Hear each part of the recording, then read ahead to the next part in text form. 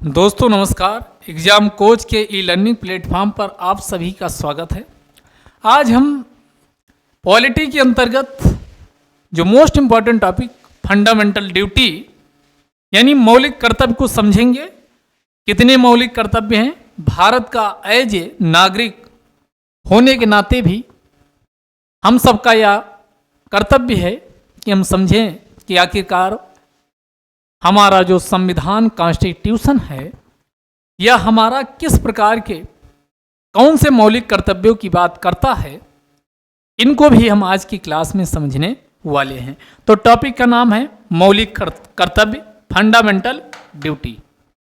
आज का जो टॉपिक का नाम है, टॉपिक का नाम क्या है? मौलिक कर्तव्य।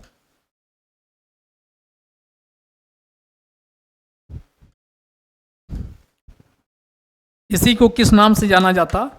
इसी को फंडामेंटल ड्यूटीज के नाम से जाना जाता है। किस नाम से जाना जाता? फंडामेंटल ड्यूटीज के नाम से जाना जाता है। सबसे पहले ध्यान दीजिएगा, जब संविधान निर्माताओं के द्वारा भारतीय संविधान को बनाया जा रहा था तो संविधान निर्माताओं ने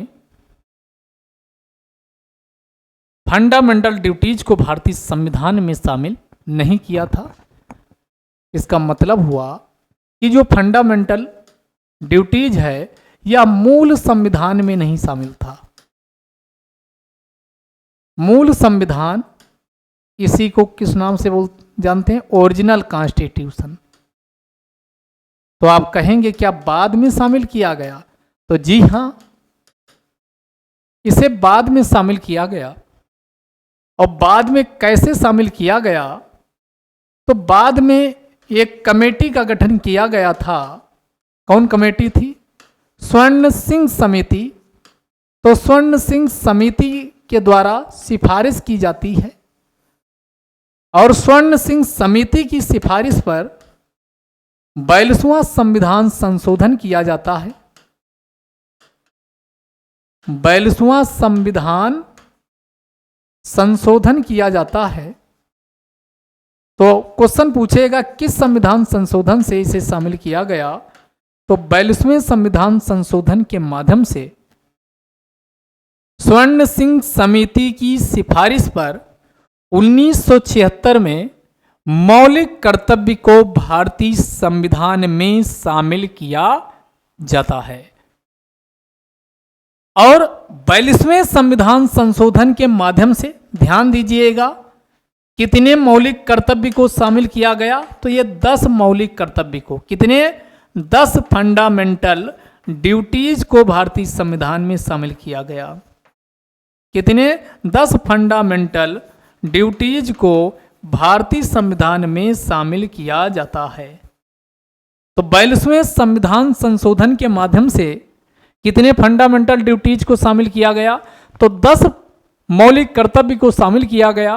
पूछा जाए किसकी सिफारिश पर, तो ये सिफारिश के लिए कौन सी कमेटी का गठन हुआ था? तो स्वर्ण सिंह समिति की सिफारिश पर। कौन सी कमेटी? कमेटी भी ध्यान रखिएगा, स्वर्ण सिंह समिति की सिफारिश पर।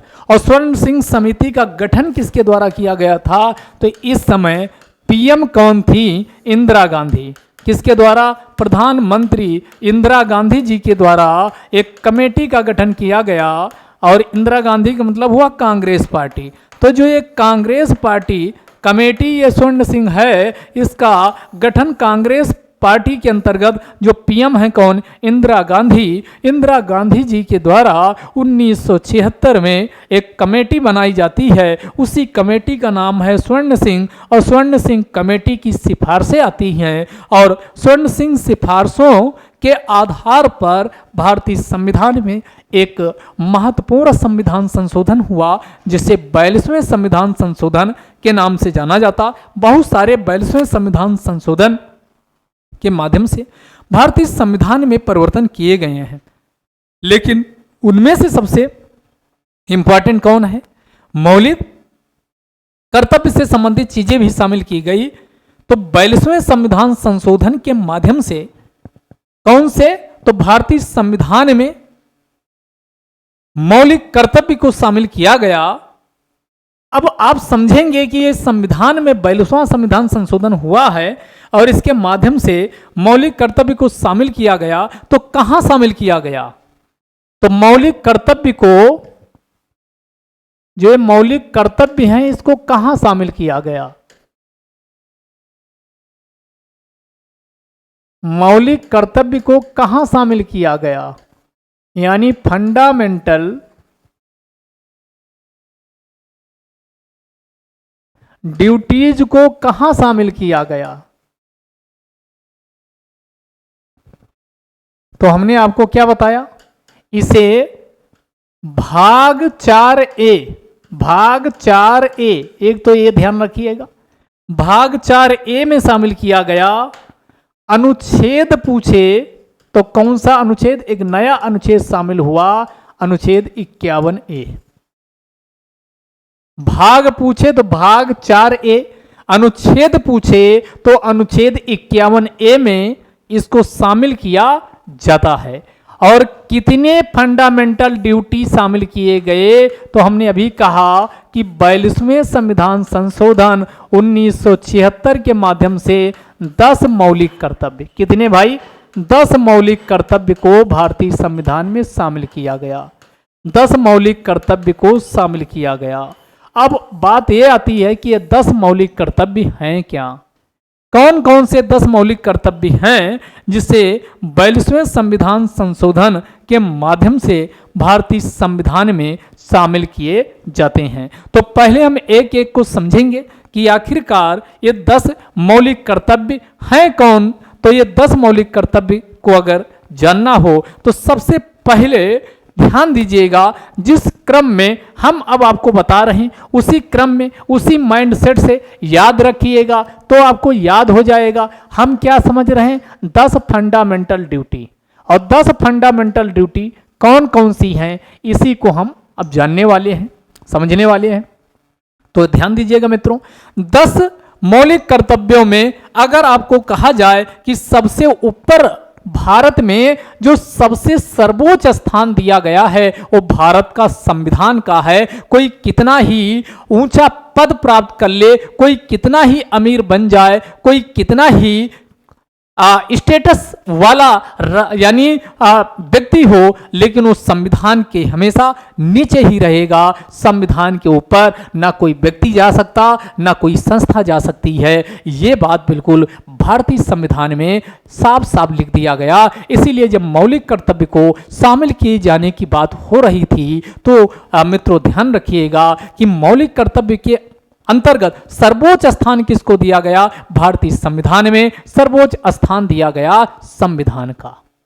यानी कर्तव्य में भी तो जाहिर सी बात है पहला जो मौलिक कर्तव्य होगा ये संविधान का होगा। तो पहला क्या होगा? संविधान, और संविधानिक कुछ आदर्श हैं और संविधान के अंतर्गत फिर क्या है? संविधान के मुताबिक देश के शासन व्यवस्था को चलाने के लिए कुछ संस्थाओं का गठन किया गया, यानी उसकी संस्थाएं हैं। उसके अलावा नेशनल सिंबल के रूप में राष्ट्रीय ध्वज, ध्यान दीजिएगा, राष्ट्रीय ध्वज को अपनाया गया और राष्ट्रगान यानी गीत के रूप में राष्ट्रगान को गान के रूप में, सॉन्ग के रूप में, नेशनल सॉन्ग के रूप में राष्ट्रगान को अपनाया गया। तो ये ध्यान दीजिएगा, यहाँ पर वंदे मातरम की बात नहीं हो रही, राष्ट्रगान की बात हो रही। नेशनल एंथम, जिसे एंथम के नाम से जाना जाता, तो यहाँ नेशनल सॉन्ग नहीं बल्कि जो राष्ट्र का जो एंथम होता, राष्ट्रगान होता, उसकी बात की गई। तो पहला मौलिक कर्तव्य जाहिर सी बात है क्या होगा? तो ये पहला लिख रहे हैं, ये 51 पहला होगा संविधान का पालन करें सभी लोग। तो पहला लिखिएगा, संविधान का पालन करें। इसके पालन की बात की गई, संविधान का पालन करें। बिल्कुल अभी आपको सुनते सुनते ही पूरी चीजें याद हो जाएंगी। संविधान का पालन करें तथा उसके जो आइडियल्स हैं संविधान के, तथा और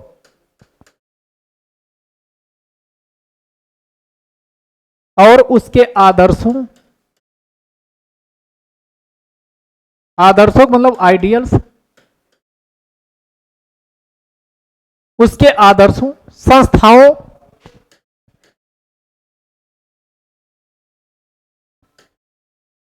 उसके आदर्शों, संस्थाओं, राष्ट्रध्वज और राष्ट्रगान, राष्ट्रध्वज और राष्ट्रध्वज, national flag,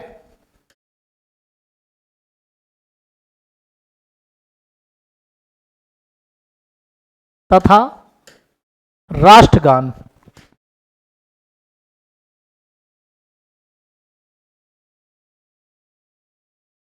national anthem,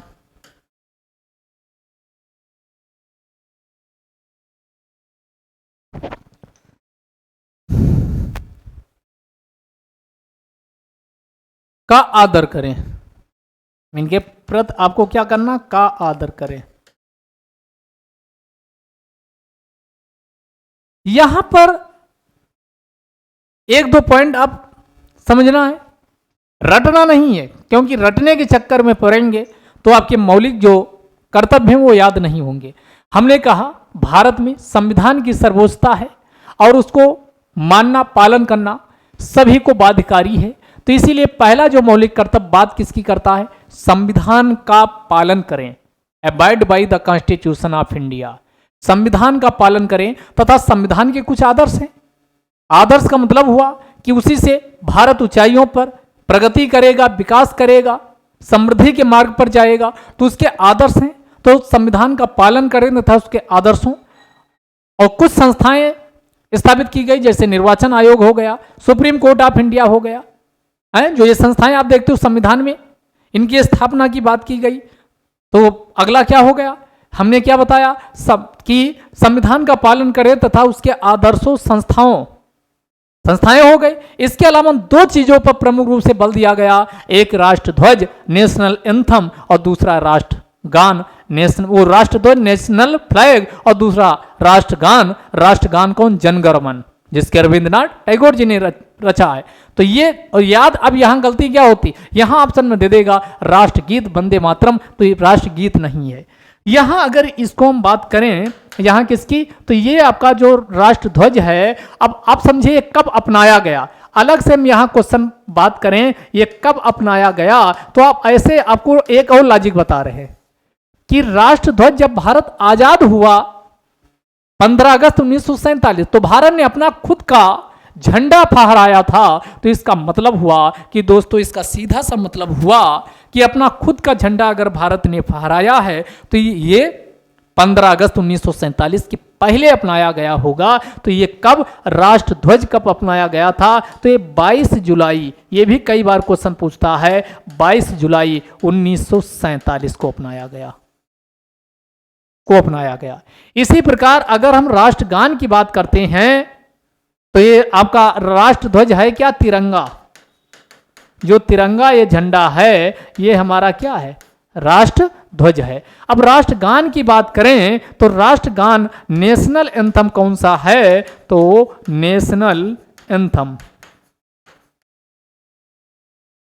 national anthem कौन है, तो राष्ट्रगान कौन, जन गण मन, जन गण मन। ये किसके द्वारा रचा गया, तो आपको पता है रविंद्रनाथ टैगोर जी के द्वारा, रविंद्रनाथ टैगोर जी के द्वारा रचा गया।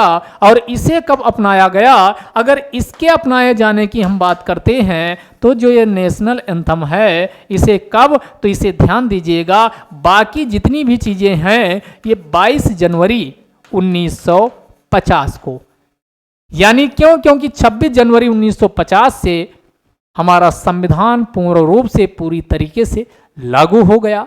इसीलिए उसके 4 दिन पहले ही 22 जनवरी 1950 को ही जो जनगण मन है, ये वंदे मातरम, सुजलाम सुफलाम मलय शीतलाम, जो हमारा ये गीत है उसे, और कितना, तो ये कब, तो ये 22 जनवरी 1950 को ही, 22 जनवरी 1950 को ही भारत के जो माननीय राष्ट्रपति, भारत के पहले राष्ट्रपति थे कौन, डॉक्टर राजेंद्र प्रसाद को राष्ट्रपति के रूप में क्या किया गया, चुना गया।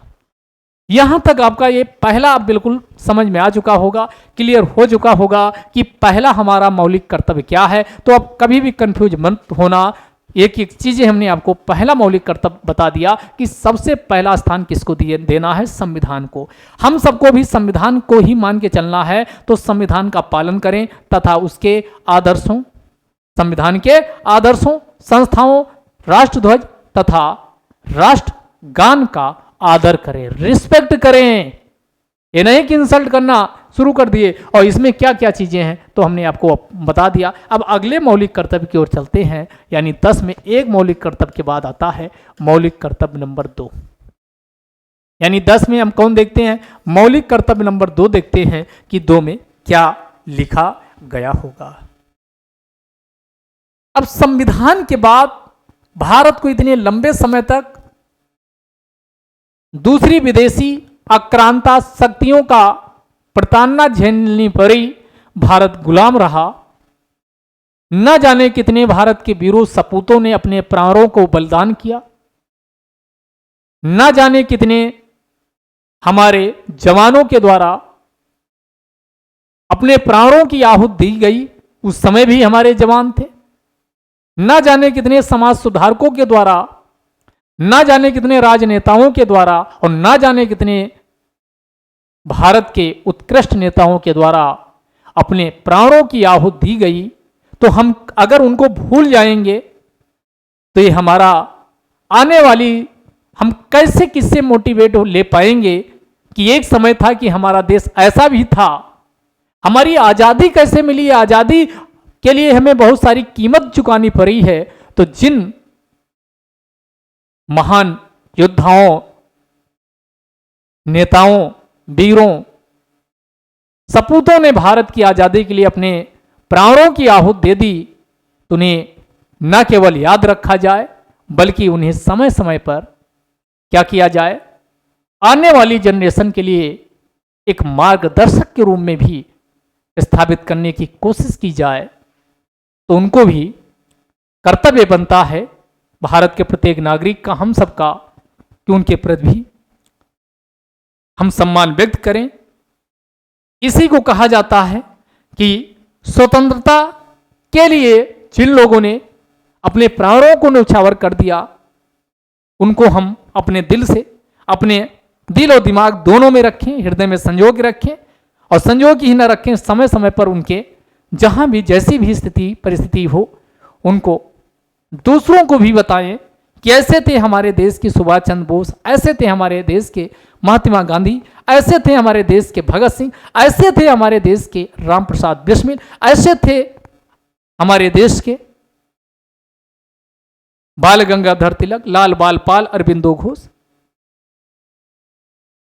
इन सबको हम जो स्वतंत्रता संग्राम के लिए काम किए हैं तो उनको करें। तो दूसरा हो गया क्या कर्तव्य, क्या स्वतंत्रता के लिए हमारे राष्ट्रीय आंदोलन को प्रेरित करने वाले, स्वतंत्रता के लिए हमारे राष्ट्रीय आंदोलन को, तो इसका मतलब क्या हुआ, स्वतंत्रता के लिए, स्वतंत्रता के लिए हमारे राष्ट्रीय आंदोलन को प्रेरित करने वाले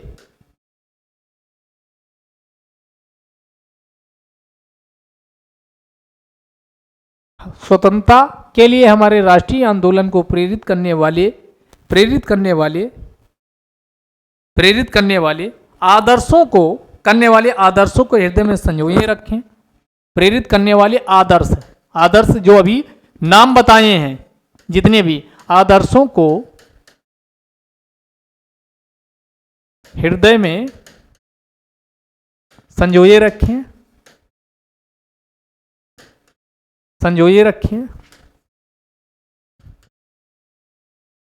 और उनका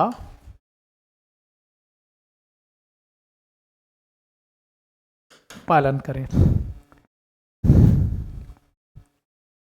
तो ये दूसरा वाला हो गया।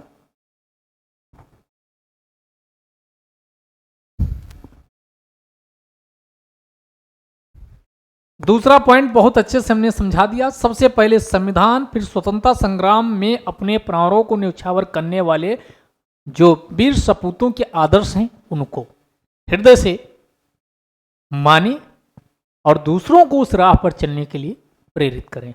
दूसरों को उस राह पर चलने के लिए क्या करें? प्रेरित करें। तो दो आपके समझ में आ गए। अब दो के बाद अगला आइए तीसरा।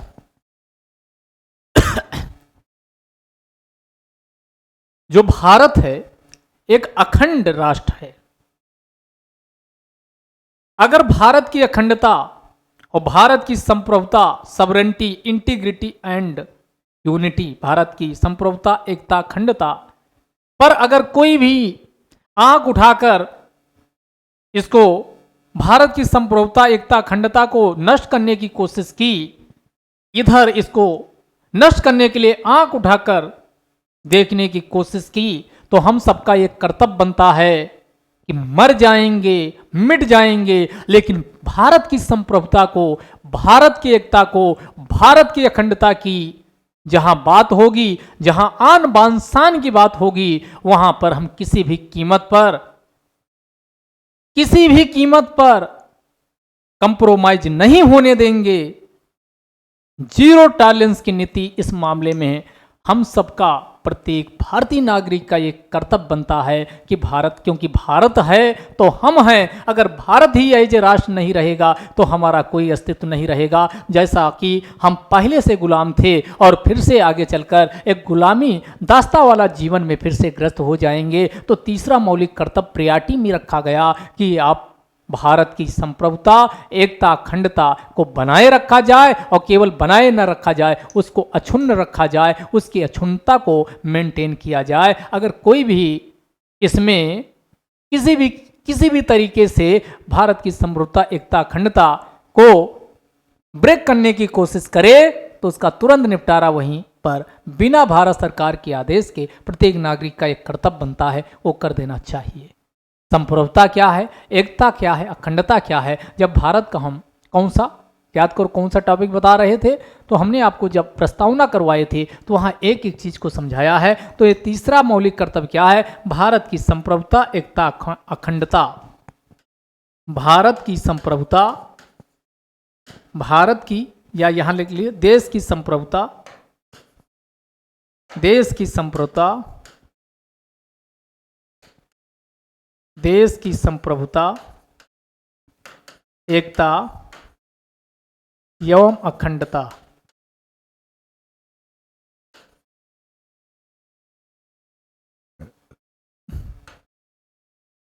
देश की संप्रभुता, एकता एवं अखंडता,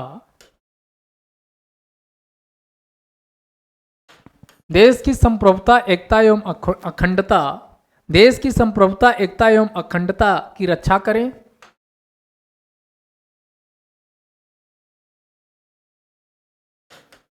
और इसे क्या रखें? अक्षुण्ण, इसे अक्षुण्ण रखें। अक्षुण्णता का मतलब हुआ बनाए रखें। इसे क्या रखें? अक्षुण्ण रखें। तो तीसरा भी आपकी ये बिल्कुल क्लियर हो चुका होगा। अब ऐसे जैसे हम बता रहे हैं वैसे, पहले संविधान, दूसरा संविधान के आदर्श और तीसरा भारत देश। बात समझ में आई? तो सबसे पहले संविधान का पालन करें तथा उसके आदर्शों, संस्थाओं, राष्ट्रध्वज तथा राष्ट्रगान का आदर करें।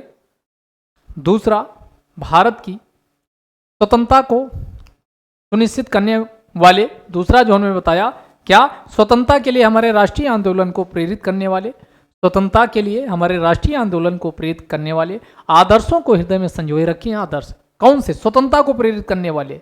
तो स्वतंत्रता को प्रेरित करने वाले हमारे राष्ट्र आदर्शों को हृदय में संजोए रखें तथा उनका पालन करें। तीसरा हमने कहा, राष्ट्र होगा तो हम हैं, तो भारत की संप्रभुता, एकता व अखंडता को बनाए रखें तथा उसे अक्षुण्ण रखें।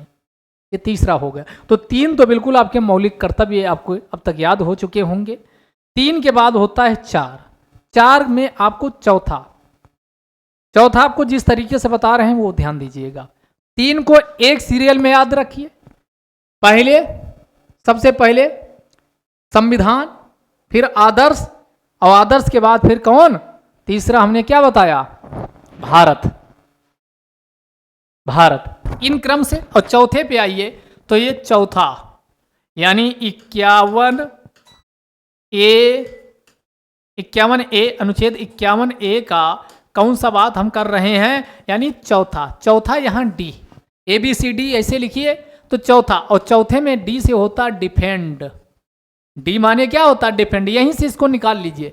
डिफेंड माने होता रक्षा करना, रक्षा करना। डिफेंड माने क्या होता है, रक्षा करना। तो यहां से एक मौलिक कर्तव्य अपने आप निकलेगा, डिफेंड माने रक्षा करना। रक्षा किसकी, देश की रक्षा करना। तो चौथे में क्या कहा गया, देश की रक्षा करें, और जब भी आह्वान किया जाए तो देश की सेवा में अपने आप को समर्पित करते हैं।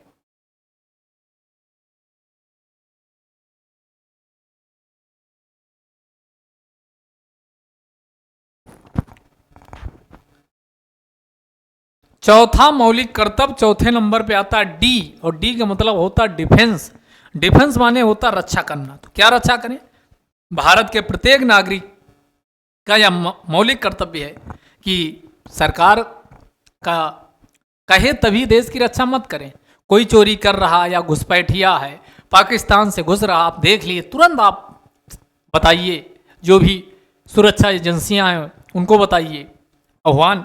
और जब भी ज़रूरत लगे कि आपकी ज़रूरत है देश की, तो सरकार को कहने की ज़रूरत ना पड़े, आपका कर्तव्य है कि आप देश की रक्षा के लिए अपने आप को समर्पित कर दें।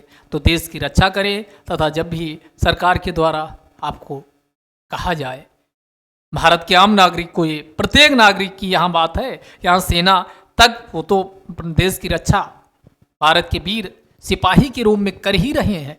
तो चौथा क्या हमने कहा, डिफेंस निकालिए, तो क्या यहाँ से निकलेगा कि राष्ट्र की रक्षा करें, राष्ट्र की रक्षा करें, तथा आह्वान किए जाने पर, जब भी आह्वान किया जाए, आह्वान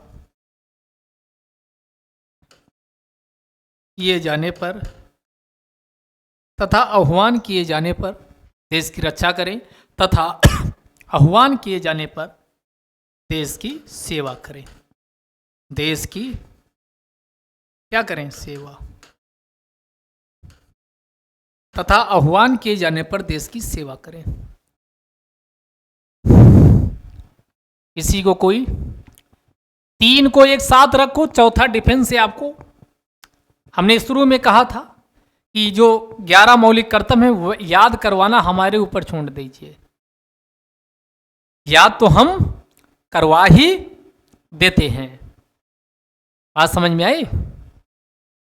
अगला इसके बाद डी के बाद आइए, यानी ये हो गया चौथा मौलिक कर्तव्य। पांचवा मौलिक कर्तव्य, और पांचवें अक्षर पे लेटर्स कौन आता है, ई आता है। पांचवें पे क्या आता है, पांचवें पे ई आता है। पांचवें पे क्या आता है, ई। और ई का मतलब क्या होता है, यहां ई से निकालिए, ई माने होता इक्विटी या इक्वालिटी, जो भी लिखना हो लिख लीजिए, इक्विटी या इक्वालिटी। ई पांचवें पे, और ई से होता इक्वालिटी या इक्विटी, इक्वालिटी यानी समता या समानता,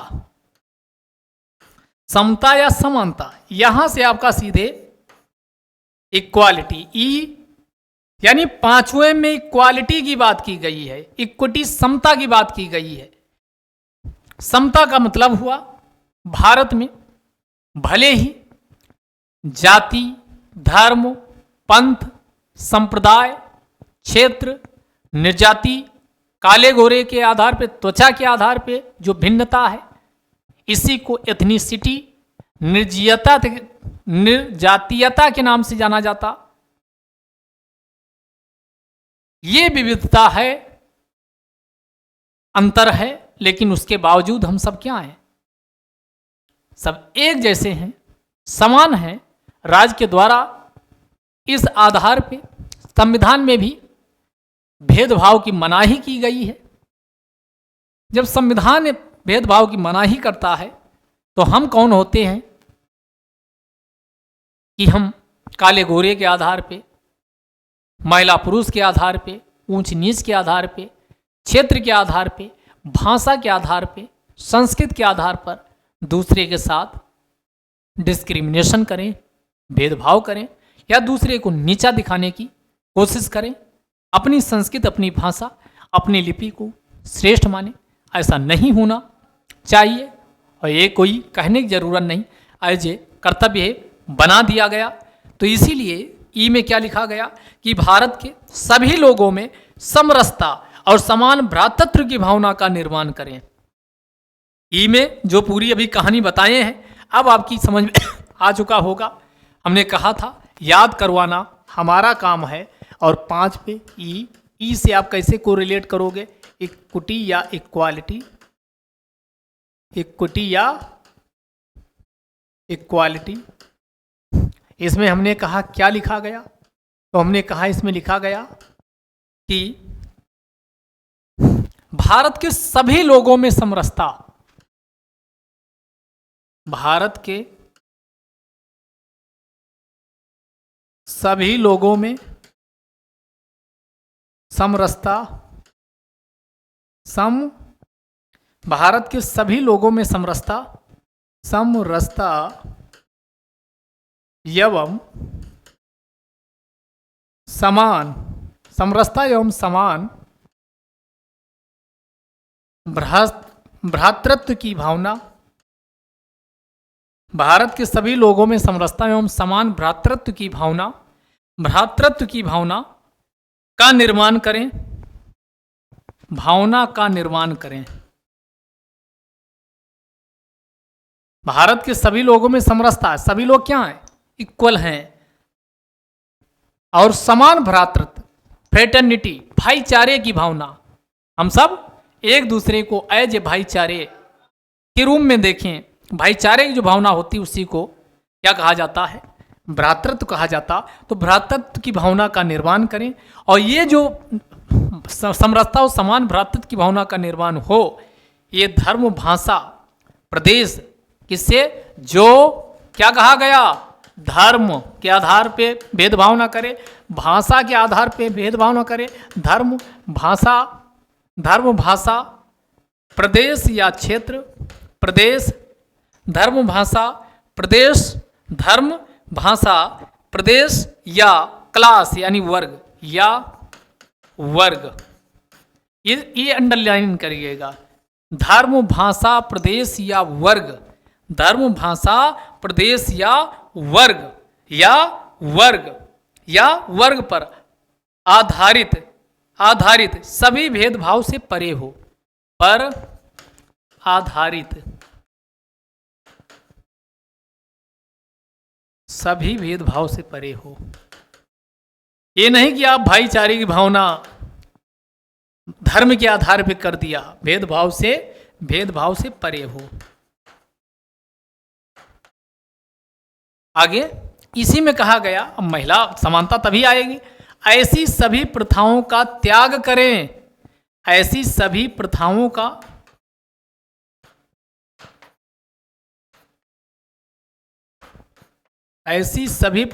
त्याग करें, ऐसी सभी प्रथाओं का त्याग करें जो स्त्रियों के सम्मान के विरुद्ध हो, जो स्त्रियों के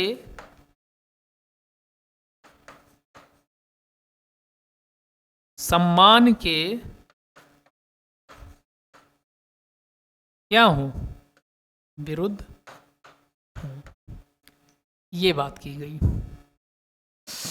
यानी 5वां मौलिक कर्तव्य, 5वें पे आएगा अक्षर ई का मतलब होता है इक्विटी या इक्वालिटी, इक्वालिटी का मतलब समता या समानता, बराबरी। इसमें किसकी बराबरी कही गई, तो इसमें कहा गया कि भारत के प्रत्येक नागरिक का यह कर्तव्य है कि भारत के सभी लोगों में समरसता एवं समान भ्रातृत्व की भावना का, भारत के सभी लोगों में समरसता एवं समान, भारत के सभी लोगों में समरसता तथा भ्रातृत्व की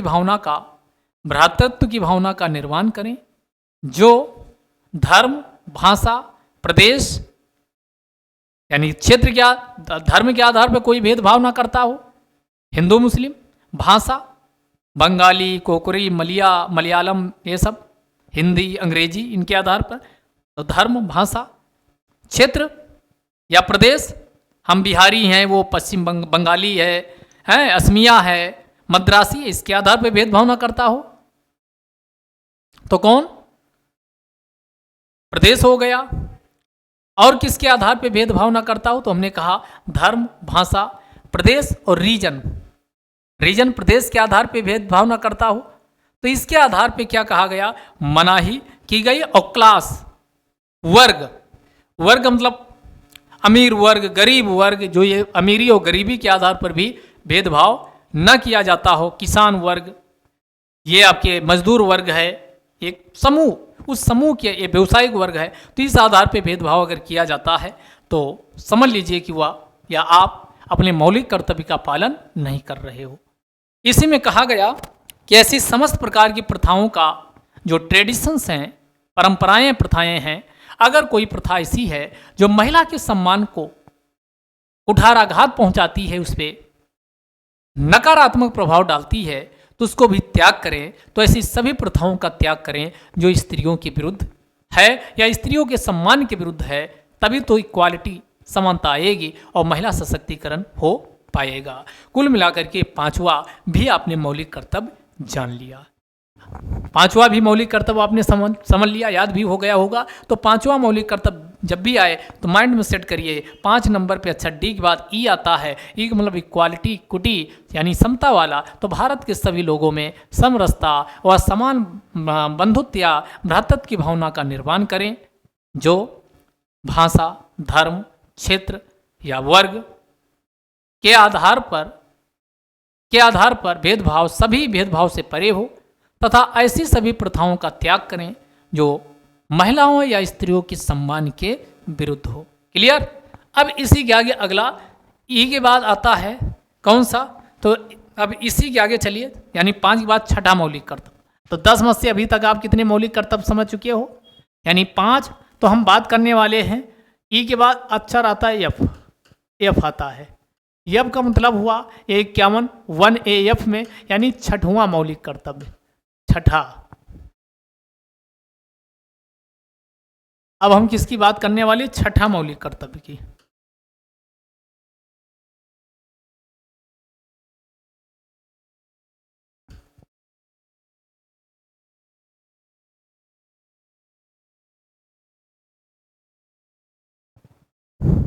छठवां मौलिक कर्तव्य कौन सा है, इसको भी हम समझ लेते हैं।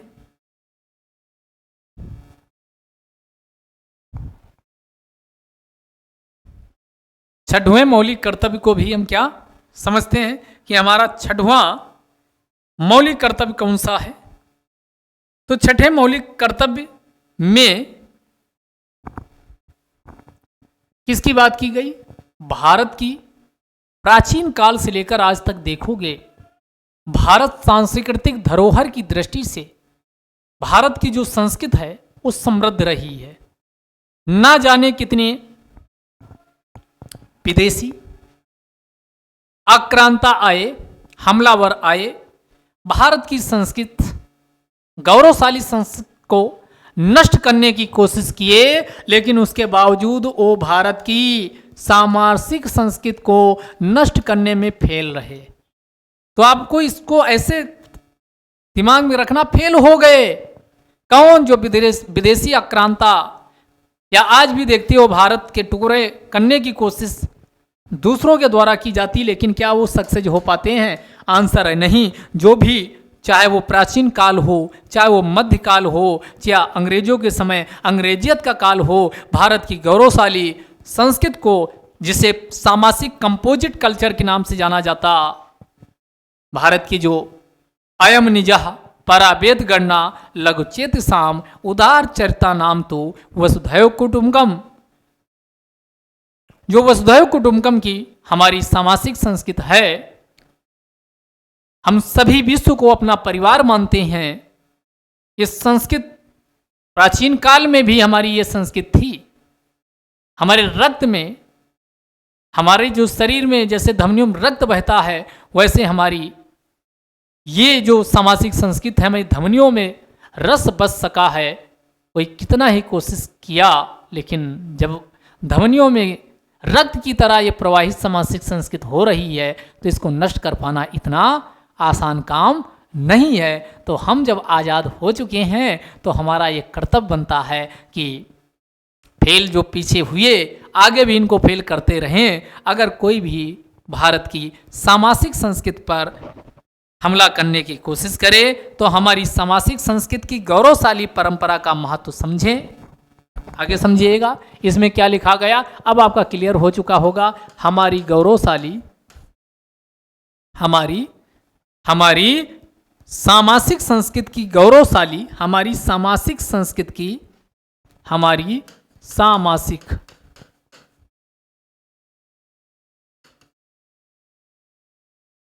संस्कृति, इसी को कंपोजिट कल्चर कहा जाता है।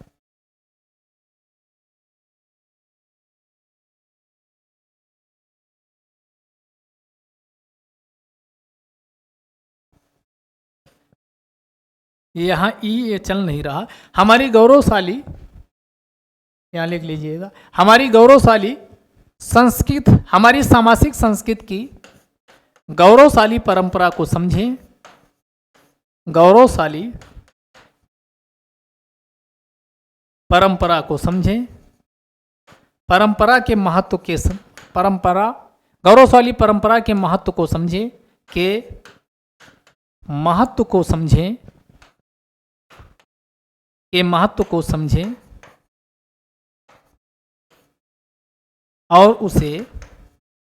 और इसे अक्षुण्ण रखें और इसे बनाए रखें।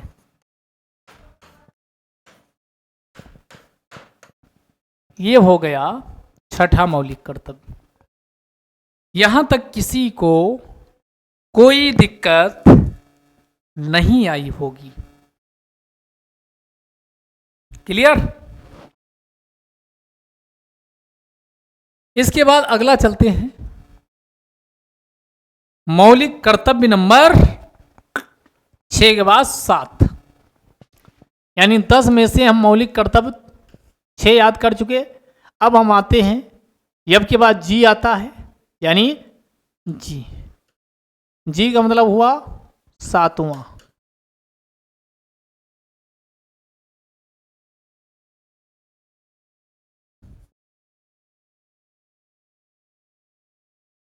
सातवां मौलिक कर्तव्य।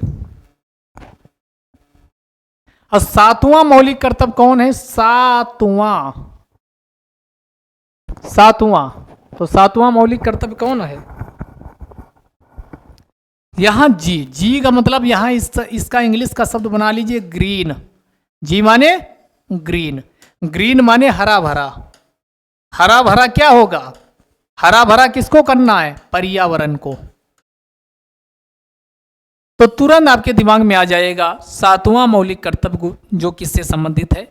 जी का मतलब होता ग्रीन और ग्रीन का मतलब होता हरा भरा। हरा भरा का मतलब हुआ पेड़ पौधे। तो इसमें कहा गया कि प्राकृतिक पर्यावरण का संरक्षण करें। प्राकृतिक पर्यावरण, इसमें क्या कहा गया? प्राकृतिक पर्यावरण, इसमें लिखिए प्राकृतिक पर्यावरण जिसमें प्राकृतिक पर्यावरण, अब इससे ग्रीन से आप निकाल सकते हो प्राकृतिक पर्यावरण, नेचुरल इन्वायरमेंट, प्राकृतिक पर्यावरण। और ये प्राकृतिक पर्यावरण जिसमें कौन आएगा? नदी आएगा, झील आएगा, जिसमें नदी है। चल क्यों नहीं रहा? नदी हो गया, नदी के बाद झील हो गया, जिसमें नदी जिसमें क्या क्या शामिल है? नदी है, वन, झील, नदी, जिसमें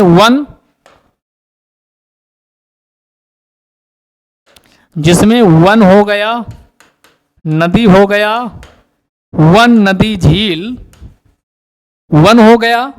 सबसे पहले वन को ही रखा जाएगा। वन, नदी, झील, वन, नदी, झील तथा वन, नदी, झील तथा वन्यजीव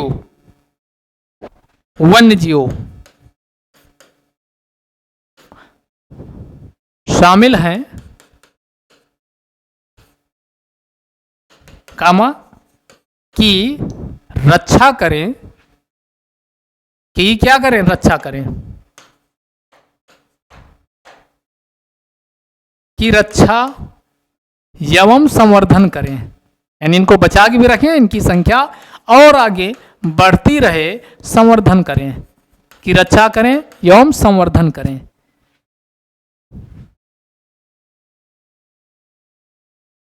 और इसी में कहा गया जो जीव जंतु हैं उनके प्रति दया भाव रखें। किसके प्रति? जीव जंतुओं के प्रति क्या रखें? दया भाव रखें। प्राणी मात्र के प्रति दया भाव रखें। प्राणी मात्र के प्रति, प्राणी मात्र के प्रति दया भाव, प्राणी मात्र के प्रति दया भाव रखें। तो ये था आपका ग्रीन हरा भरा वाला।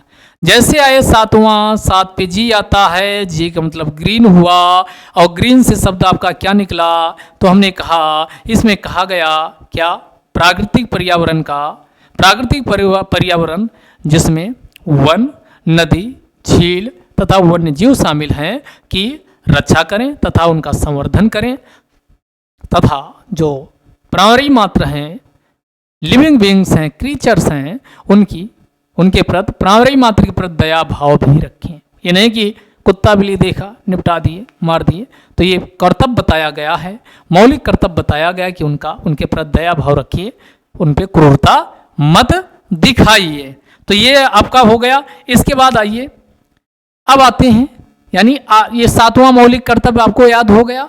7 के बाद 8वें पे आइए, यानी 10 में से अब हम समापन की ओर चल रहे हैं। और इसमें आपका क्या हो जाएगा? जी के बाद एच आता है, एच एच एच, ये है आपका 8वां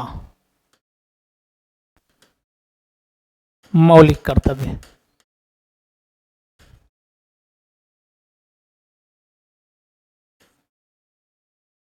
आठवां मौलिक कर्तव्य। 8वां मौलिक कर्तव्य किस चीज की बात करता है, इसकी हम आगे बात करेंगे।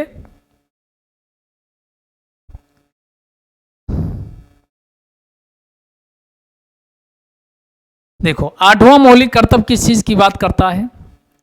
तो यहां एच आया। एच का मतलब कुछ भी मान लो। क्या मान लो? मान लेते हैं आप जिससे हाई स्कूल पास किए होंगे।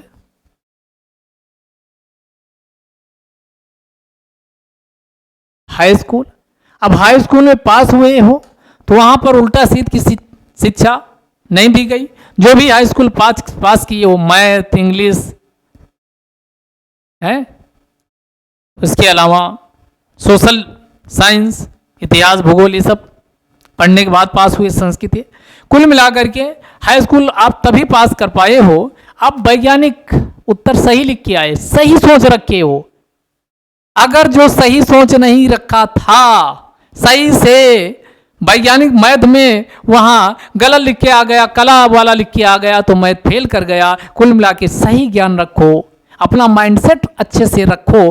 हाई स्कूल पास करना है तो माइंडसेट को अच्छा रखना होगा, और माइंडसेट अच्छा रखने का मतलब हुआ कि वैज्ञानिक दृष्टिकोण आपको रखना होगा, साइंटिफिक टेम्परामेंट रखना होगा।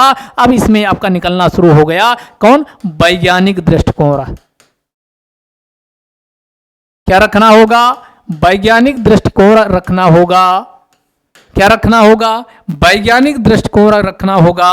और हमेशा जो भी काम करो मानवता के लिए करो। मानव है, मानव के लिए जिएंगे और मानव के लिए ही आगे मरेंगे। तो ये मानवतावाद, ह्यूमनिज्म की बात भी इसमें की गई कि मानववाद। इसमें किसकी बात की गई? मानववाद की बात की गई कि प्रत्येक को ह्यूमनिज्म यानी मानववाद पे ध्यान देना चाहिए। मानववाद तथा हमेशा हर एक व्यक्ति 100% कभी परफेक्ट हो ही नहीं सकता। अगर आपके सामने आके कोई ये दावा करता है कि वह सब कुछ इसके बारे में जानता है, तो उसको तुरंत दूर से प्रणाम कर लीजिए, क्योंकि ऐसा कोई व्यक्ति है ही नहीं जिसमें कोई कमी ना हो, वो तो देवता ही है। अगर कोई व्यक्ति सब कुछ जानता है तो देवता के अलावा या तो देवता है या तो लाइन भी एक आती है सुकरात की, तो उसको दूर से नतमस्तक कर लीजिए। हमेशा कमियां होती हैं, बस कमियों को हम कम करते जाते हैं। लगातार हमें सीखने की ललक होनी चाहिए, यानी लर्निंग प्रोसेस हमेशा होनी चाहिए और हमेशा अपने अंदर जो कमियां हैं उसमें सुधार करते जाना चाहिए। तो इसी को बोलते ज्ञानार्जन। लगातार ज्ञान को आप ऊंचाइयों पर नई नई चीजें डेली बेसिस पे, प्रत्येक को ये होना चाहिए कि उसका टेम्परामेंट अच्छा हो। वैज्ञानिक तर्क के साथ जो चीजें तर्क की कसौटी पर खरी उतरती हो उसको स्वीकार करे, और जो चीजें तर्क की कसौटी पर खरी नहीं उतरती हो उसको अस्वीकार कर दे, उसे इसी को वैज्ञानिक दृष्टिकोण कहा जाता है। तो वैज्ञानिक दृष्टिकोण होना चाहिए और उसके द्वारा जो भी ज्ञान अर्जित हो उसका मानव के हित में उपयोग किया जाना चाहिए, अर्थात मानववाद। ज्ञानार्जन, हमेशा ज्ञान अर्जन करते रहना चाहिए, हमेशा ज्ञान अर्जन करते रहना चाहिए।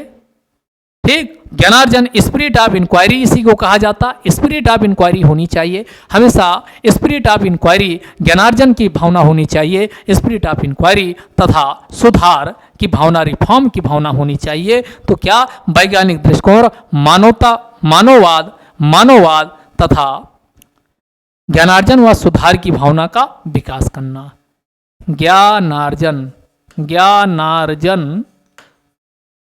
एवं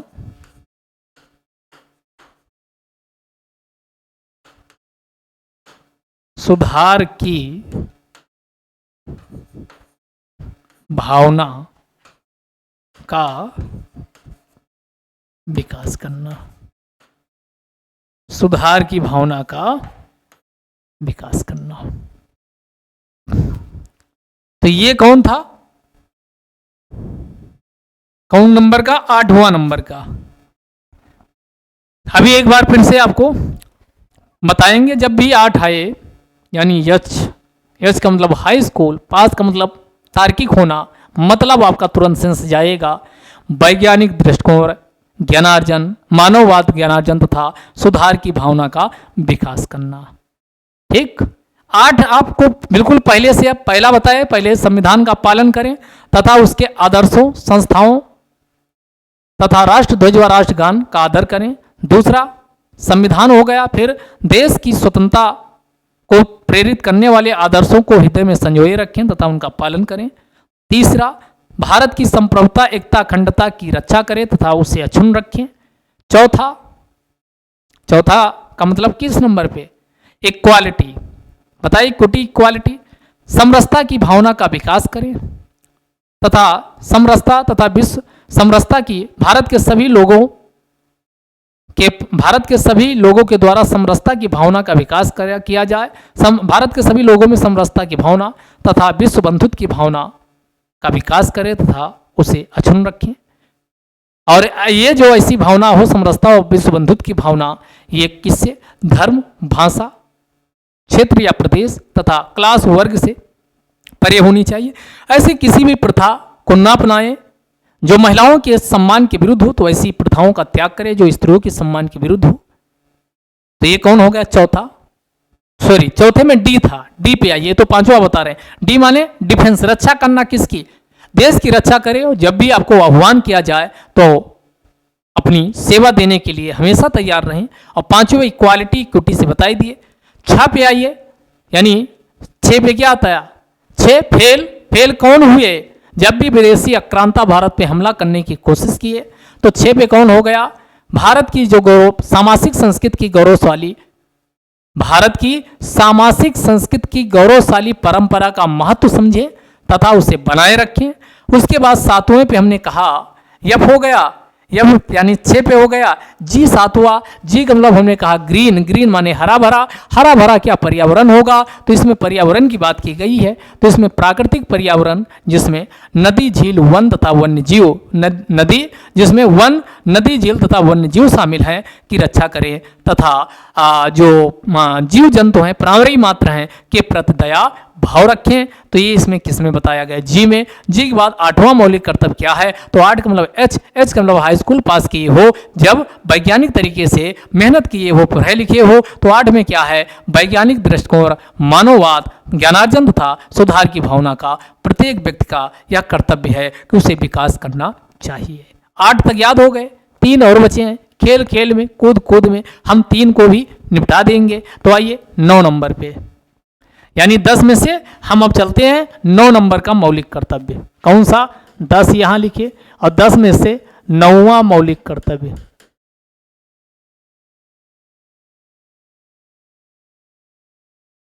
नौवां मौलिक कर्तव्य,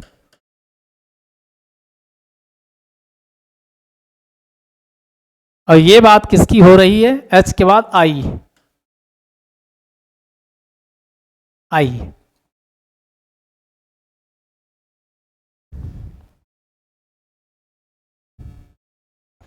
आई से शब्द बनता है इनकम।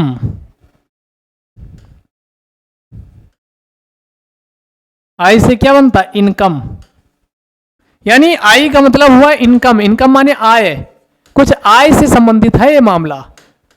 आय कब होगी? जब प्रॉपर्टी, आपके पास कोई प्रॉपर्टी होगी, संपत्ति होगी। जब तक संपत्ति नहीं होगी तब तक आपकी आय हो ही नहीं सकती। और संपत्ति होगी तो उसको बचा के रखना। जैसे आप अपनी संपत्ति बचा के रखते हो, उसे जो रेल है, रोड है, ट्रांसपोर्ट है, हॉस्पिटल हैं, ये सभी किसकी संपत्ति हैं? ये सभी सरकार की संपत्ति है।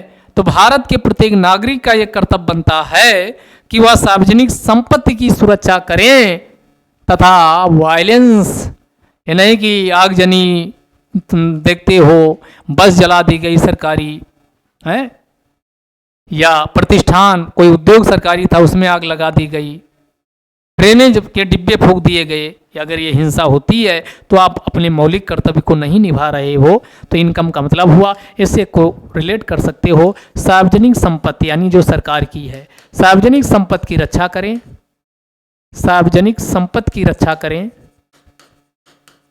संपत्ति की, सार्वजनिक संपत्ति की रक्षा करें तथा हिंसा से दूर रहें, तथा हिंसा से दूर रहें।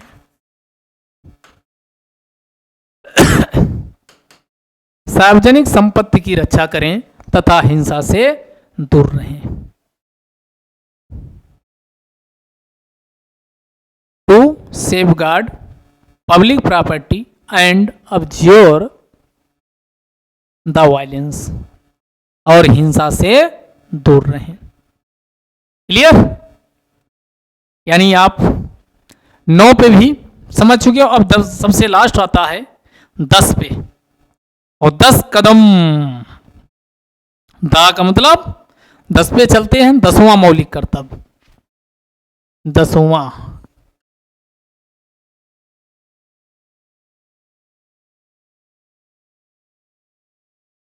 मौलिक कर्तव्य।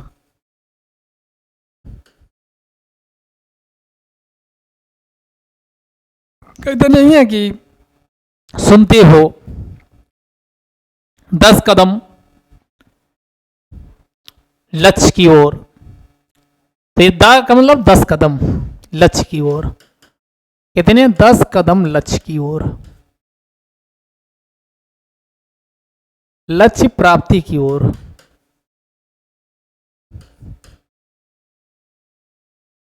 कुछ भी कर सकते हो 10 कदम लक्ष्य प्राप्ति की ओर। कब होगा? जो होगा अभी जानोगे। तो 10 आ जाए तो इसका मतलब हुआ 10 कदम प्राप्ति की ओर, 10 कदम लक्ष्य की ओर। दम खम हो तो करके दिखाइए। क्या करके दिखाइए? तो वही इसमें कहा गया। और ये 10 कदम लक्ष्य की प्राप्ति की ओर, तो इंडिविजुअल आप अपने आप, और किसी समूह या संगठन में हो तो समूह की भी ये जिम्मेदारी होती है कि ये 10 कदम लक्ष्य की, भारत को, भारत जहां है, हमें इसको क्या बनाना है, इसको ऊंचाइयों पर ले जाना है। तो सरकार कितना ही प्रयास कर ले, जब तक भारत का प्रत्येक नागरिक एक जिम्मेदार नागरिक नहीं होगा, अपने कर्तव्यों को नहीं समझेगा, देश की रक्षा के लिए सामने नहीं आएगा, तब तक भारत ऊंचाइयों पर नहीं पहुंच सकता है। भारत को ऊंचाइयों पर पहुंचाना है तो क्या करना होगा? हम प्रत्येक नागरिक को खुद व्यक्ति विशेष के स्तर पर और साथ ही सामूहिक रूप से जिस भी संगठन में, जिस भी संस्था में, जिस भी समूह में वह व्यक्ति काम करता है, उसमें उसे क्या करना होगा? दमखम के साथ लगातार देश को ऊंचाइयों पर ले जाने का सपना देखना होगा और केवल सपने नहीं देखना होगा, उसे पूरा किए जाने के लिए भरसक कोशिश करनी होगी। अगर ये सब भारत करता है तभी ऊंचाइयों पर पहुंच सकता है, अदरवाइज अन्यथा नहीं। तो इसमें क्या कहा गया? जो कहा गया अब आपकी समझ में आ गया होगा। इंडिविजुअल मतलब व्यक्तिगत और सामूहिक गतिविधियों के सभी क्षेत्रों में प्रत्येक व्यक्ति को कहा गया कि व्यक्तिगत एवं सामूहिक, व्यक्तिगत एवं सामूहिक गतिविधियों के सभी क्षेत्रों में, गतिविधियों के सभी क्षेत्रों में, गतिविधियों के सभी क्षेत्रों में, गतिविधियों के सभी क्षेत्रों में उत्कर्ष की ओर बढ़ने का सतत प्रयास करें। उत्कर्ष का मतलब ऊंचाइयों का, उत्कर्ष की ओर बढ़ने का, उत्कर्ष की ओर बढ़ने का, उत्कर्ष की ओर बढ़ने का सतत, उत्कर्ष की ओर बढ़ने का सतत प्रयास करें। जब आप प्रयास करेंगे तो भारत भी ऊंचाइयों पर जाएगा, जिससे राष्ट्र निरंतर बढ़ते हुए, जिससे राष्ट्र निरंतर, जिससे राष्ट्र निरंतर, जिससे राष्ट्र निरंतर बढ़ते हुए, जिससे राष्ट्र निरंतर बढ़ते हुए, जिससे राष्ट्र निरंतर बढ़ते हुए प्रयत्न व उपलब्धि की नई ऊंचाइयों को, प्रयत्न व उपलब्धि की नई ऊंचाइयों को छू सके, उपलब्धि की नई ऊंचाइयों को,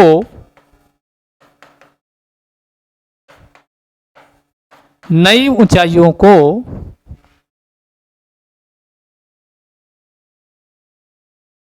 छू सके, ये इसमें कहा गया है।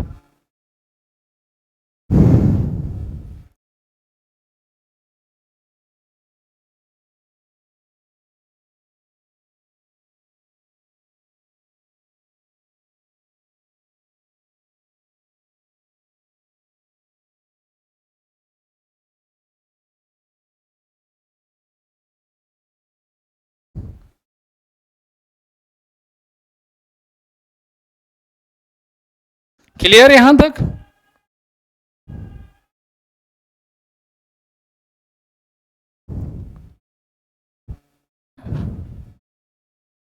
तो हमने आपको क्या बताया कि 10 कदम ऊंचाई और लक्ष्य की प्राप्ति की ओर कब होगा? जब व्यक्तिगत व सामूहिक गतिविधियों में, व्यक्तिगत एवं सामूहिक गतिविधियों के जितने भी क्षेत्र हैं सभी क्षेत्रों में उत्कर्ष की ओर बढ़ने का सतत प्रयास करें, जिससे राष्ट्र निरंतर बढ़ते हुए, जिससे राष्ट्र निरंतर बढ़ते हुए प्रयत्न व उपलब्धि की नई ऊंचाइयों को छू सके। ये है 10वां मौलिक कर्तव्य। और 10वां मौलिक कर्तव्य के बाद जो अगला जो अब बताने जा रहे हैं लास्ट मौलिक कर्तव्य है, यानी 11वां मौलिक कर्तव्य। 11वां मौलिक कर्तव्य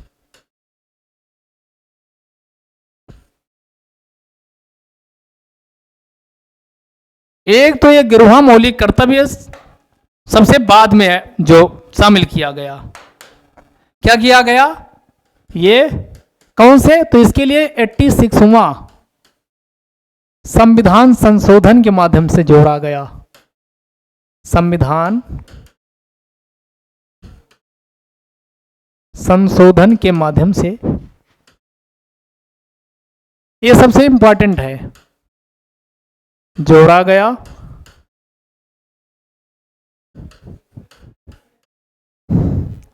इसमें क्या कहा गया, यानी जो अनुच्छेद 51A का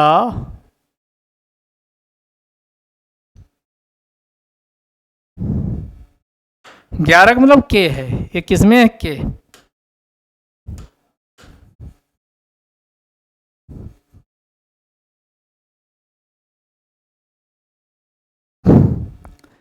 गिरोहा जो मौलिक कर्तव्य क्या बात करता है उसकी हम बात अभी करने वाले हैं। गिरोहा मौलिक कर्तव्य बात करता है कि ये 6 से जो 14 वर्ष के आयु वर्ग के बच्चे हैं, इनको शिक्षा उपलब्ध करवाना प्रत्येक माता पिता या अभिभावक का कर्तव्य होगा। प्रत्येक माता पिता या अभिभावक का यह कर्तव्य होगा कि वह 6 से 14 वर्ष के बच्चों को 6 से 14 वर्ष के बच्चों को 6 से 14 वर्ष के बच्चों को क्या उपलब्ध करवाएं, एजुकेशन उपलब्ध करवाएं। इसमें क्या कहा गया, गिरोहा मौलिक कर्तव्य प्रत्येक माता पिता अथवा अभिभावक का, प्रत्येक माता पिता अथवा अभिभावक का यह कर्तव्य है कि वे 6 से 14, ये भी ध्यान रखिएगा, वर्ष के बच्चों को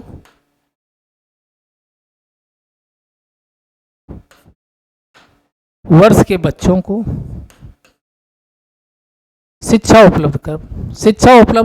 प्राप्त करने का अवसर, शिक्षा उपलब्ध करवाएं। शिक्षा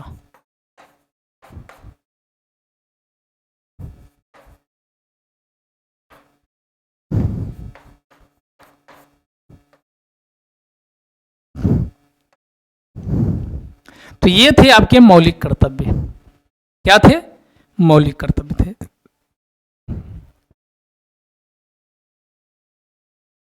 तो सारे के सारे अब तक आपको भी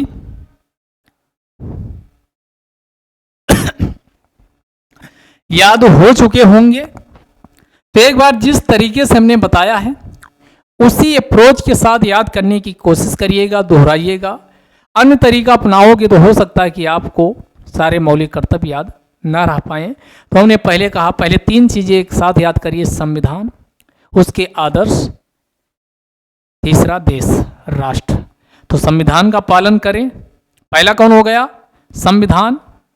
तो संविधान का पालन करें तथा उसके आदर्शों, संस्थाओं, राष्ट्रध्वज तथा राष्ट्रगान का आदर करें। दूसरा, भारतीय स्वतंत्रता संग्राम को प्रेरित करने वाले आदर्शों को हृदय में संजोए रखें तथा उनका पालन करें। तीसरा, हमने कहा भारत की संप्रभुता, अब देश आएगा, भारत की संप्रभुता, एकता तथा अखंडता को बनाए रखें, की रक्षा करें तथा उसे बनाए रखें, अक्षुण्ण रखें। चौथा हमने कहा, चौथे में डिफेंस है, रक्षा।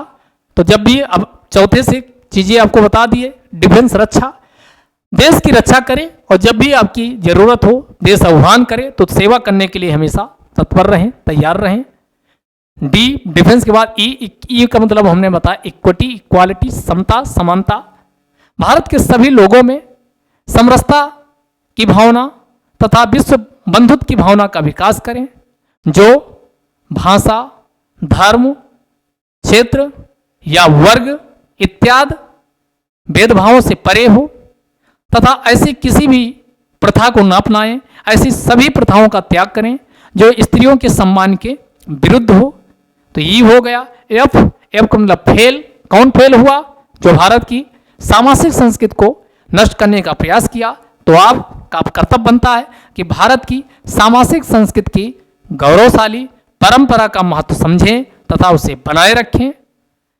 और एफ के बाद जी, जी का मतलब ग्रीन, ग्रीन का मतलब हरा भरा, हरा भरा का मतलब हुआ प्राकृतिक पर्यावरण जिसमें वन, झील, नदी तथा वन्य जीव शामिल हैं, का संरक्षण व संवर्धन करें, का रक्षा करें तथा प्राणी मात्र के प्रति दया भाव रखें, ये इसमें बताया गया।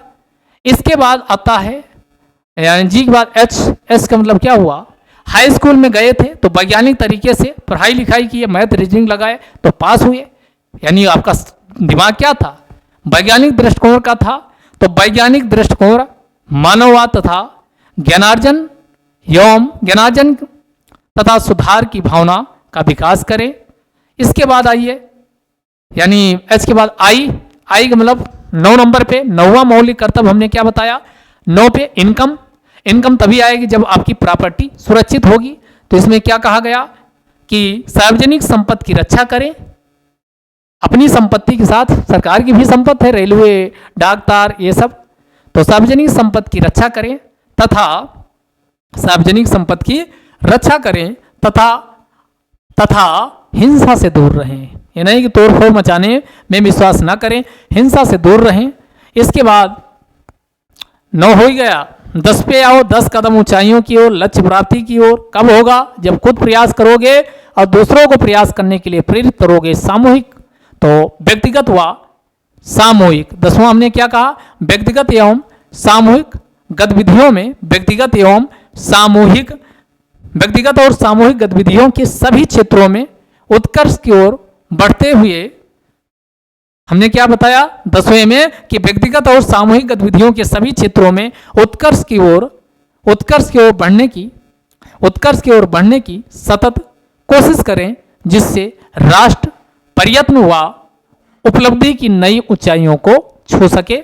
ये आपका 10वां हो गया। और 11वां मौलिक कर्तव्य सबसे लास्ट में 86 2002 में एक फिर से संविधान संशोधन होता है, और 86 संविधान संशोधन के माध्यम से जो अंतिम है, आपको ये रटा होगा बहुत अच्छे से, नहीं है तो जान लीजिए, 6 से 14 वर्ष की आयु के बच्चों को शिक्षा दिया जाना ये प्रत्येक माता पिता, और माता पिता नहीं है जो भी संरक्षक है, गार्जियन है, उसका यह परम कर्तव्य बनता है कि 6 से 14 वर्ष की आयु के बच्चों को शिक्षा उपलब्ध करवाई जाए। तो ये 11 मौलिक कर्तव्य, 11 मौलिक कर्तव्य आपके चुटकियों में क्या होने चाहिए, याद होने चाहिए। तो अब ये मौलिक कर्तव्य याद कर लिए, अब इसका महत्व क्या है, आखिरकार मौलिक कर्तव्य हम क्यों अपनाएं, इनका क्या महत्व है और इसकी किन आधारों पे आलोचना की जाती है।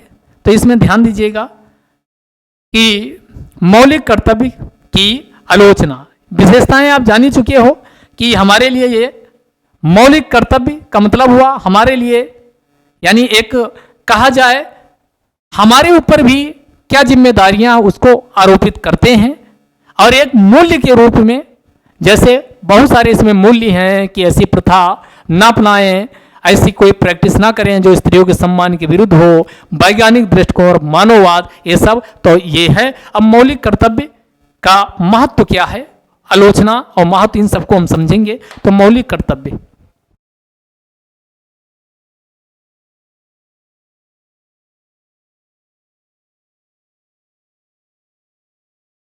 याद रखिए मौलिक कर्तव्य मौलिक अधिकार व नीति निर्देशक तत्वों से, मौलिक अधिकार, अगला ध्यान समझे, प्लस डीपीएसपी से अभिन्न रूप से जुड़े हैं।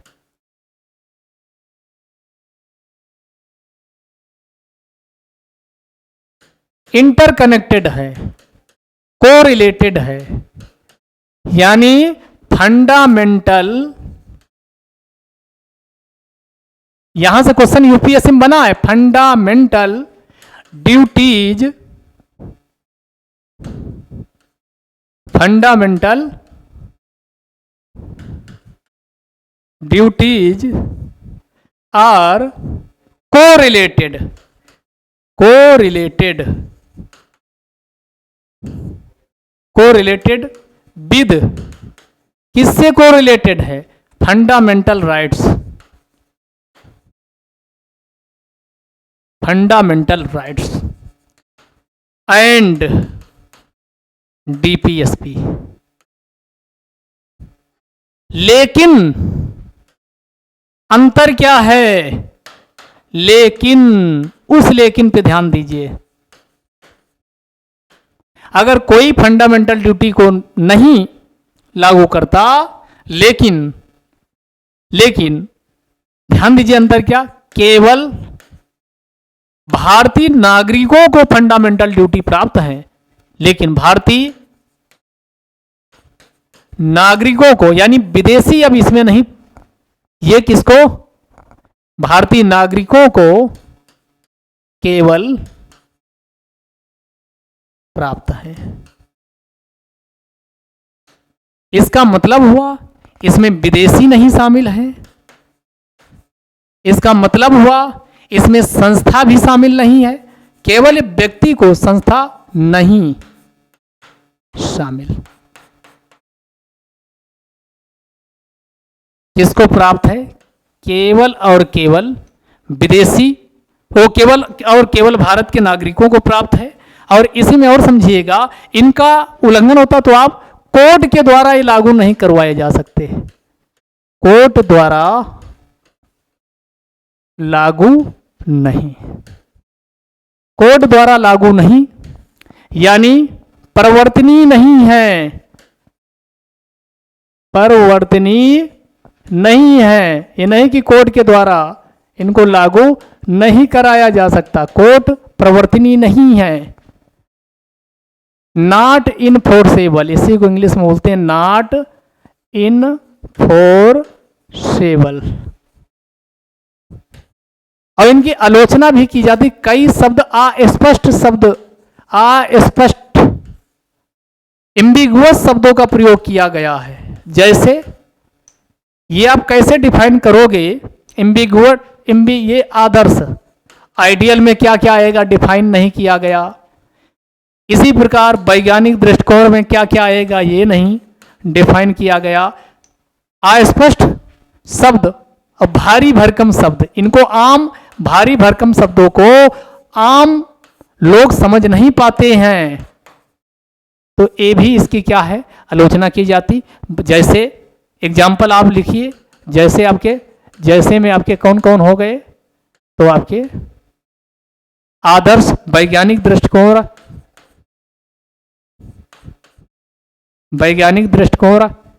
ठीक, और उसके बाद मानववाद, ये शब्द। लेकिन उसके बावजूद इनका क्या है? महत्व है, इनका महत्व है। तो ये भी आप ध्यान रखिएगा, इनका क्या है? महत्व है। क्योंकि ये भारत के नागरिकों को क्या बताते हैं? एक कर्तव्य के रूप में इंडिकेशन करते हैं। एक कर्तव्य के रूप में क्या करते? इंडिकेशन करते हैं।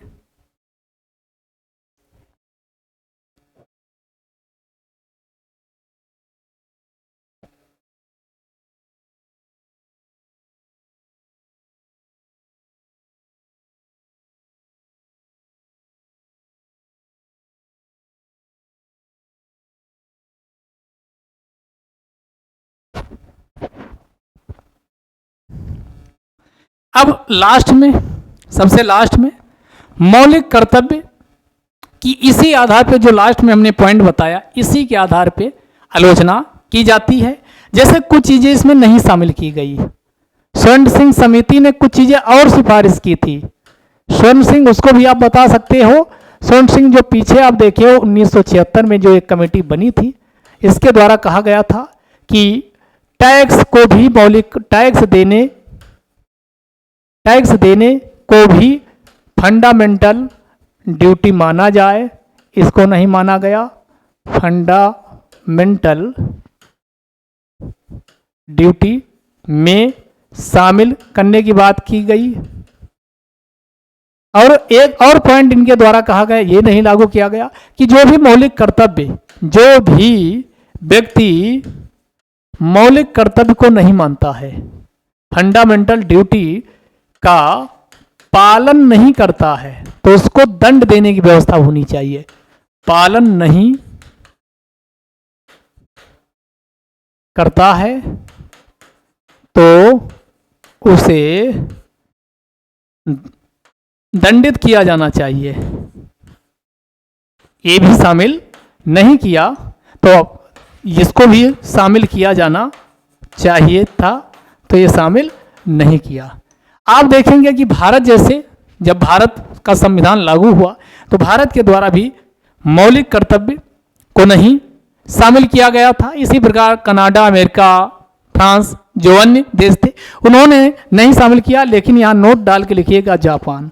जापान ऐसा देश था जिसने फंडामेंटल ड्यूटी यानी मौलिक कर्तव्य को शामिल किया था अपने संविधान में।